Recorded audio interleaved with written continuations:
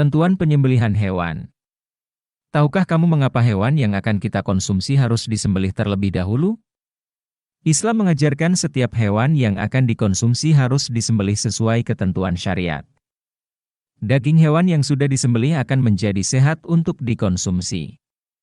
Namun, perlu diketahui ada dua jenis hewan yang halal dikonsumsi tanpa disembelih terlebih dahulu, yaitu ikan dan belalang.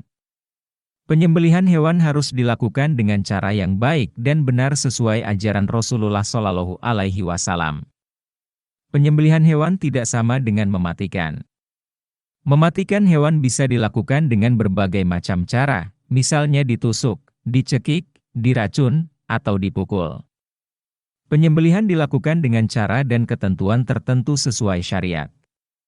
Hewan yang sudah disembelih akan menjadi baik dan suci serta halal untuk dimakan.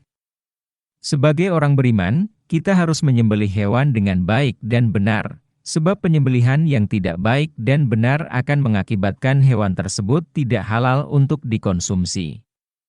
Penyembelihan yang disyariatkan dalam ajaran Islam adalah penyembelihan yang memenuhi ketentuan-ketentuan sebagai berikut. A. Ketentuan orang yang menyembelih. Ketentuan yang harus dipenuhi seorang penyembelih adalah sebagai berikut. 1. Penyembelih beragama Islam. Penyembelihan yang dilakukan oleh orang yang kafir, ingkar kepada Allah Subhanahu wa Ta'ala. Orang yang musyrik, menyekutukan Allah Subhanahu wa Ta'ala, maupun orang yang murtad, keluar dari agama Islam, hukumnya tidak sah. 2. Menyembelih dengan sengaja.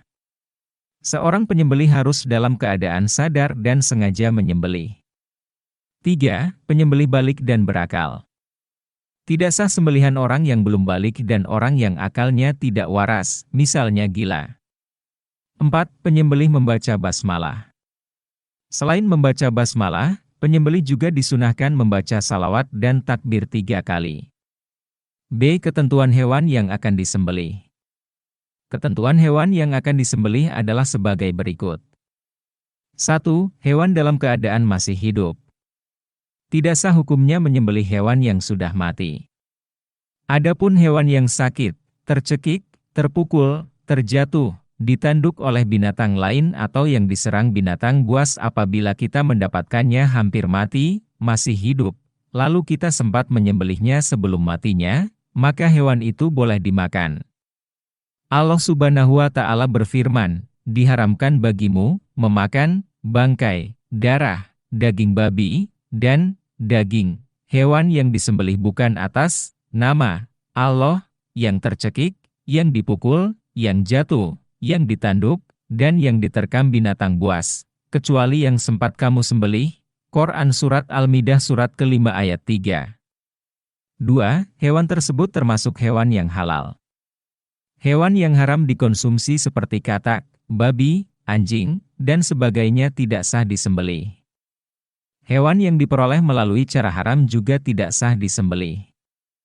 C. Ketentuan alat penyembelih. Alat yang digunakan untuk menyembelih hendaknya memenuhi ketentuan sebagai berikut. 1. Alat yang digunakan tajam dan dapat melukai.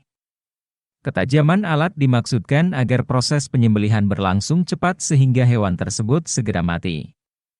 2. Alat tersebut tidak terbuat dari tulang, kuku, atau gigi. Berdasarkan hadis Rasulullah Shallallahu Alaihi Wasallam riwayat Bukhari Muslim, kita tidak diperbolehkan menyembelih menggunakan alat yang terbuat dari kuku, gigi, dan tulang. 3. Alat yang digunakan boleh terbuat dari besi, baja, bambu, atau apa saja yang bisa tajam. D. Ketentuan menyembelih. Supaya proses penyembelihan menjadi sah, harus memenuhi ketentuan sebagai berikut. 1. Penyembelihan dilakukan pada urat leher sampai terputus saluran makanan, pernapasan, dan 2 urat lehernya. 2. Pada waktu menyembelih hewan, orang yang menyembelih harus memastikan bahwa ia sudah memutuskan bagian-bagian berikut. A. Tenggorokan, saluran pernapasan. B. Saluran makanan. C. 2 urat leher yang ada di sekitar tenggorokan. Bila ketiga bagian tersebut sudah putus, maka penyembelihan menjadi sah.